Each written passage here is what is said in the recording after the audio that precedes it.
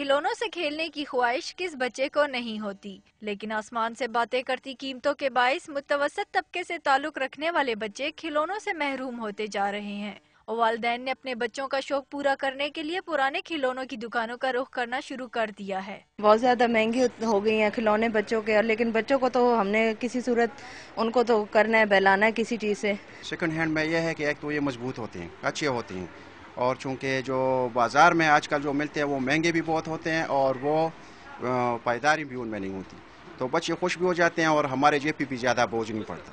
آج میں بابا کے ساتھ بازار آئی ہوں کھلونے لینے، یہ گڑیا مجھے بہت اچھی لگی ہے اور یہ میں نے 100 روپیز کی دی ہے۔ دکانداروں کا کہنا ہے کہ نئے کھلونوں کے مقابلے میں پرانے کھلونے سستے ہونے کے ساتھ ساتھ پائیدار بھی ہوتے ہیں، اس لیے اب متوسط طبقے کے علاوہ امیر لوگوں کا رجحان بھی ان کھلونوں کی طرف بڑھ گیا ہے۔ جو امیر لوگ بہت زیادہ سے زیادہ ایک کھلونا اٹھاتے ہیں، اس لیے کہ وہ کھلونا تھوڑا سی اچھا ہوتا ہے اور قیمت بھی بہت زیادہ کم ہوتا ہے۔ مہنگائی کے اس دور میں یہ استعمال شدہ کھلونے بچوں کا دل بہلانے کے ساتھ ساتھ والدین کی جیب پر بھی بھاری نہیں پڑتے۔ کیمرامین فرحان بشیر کے ساتھ الوینہ خان، ڈان نیوز، پشاور۔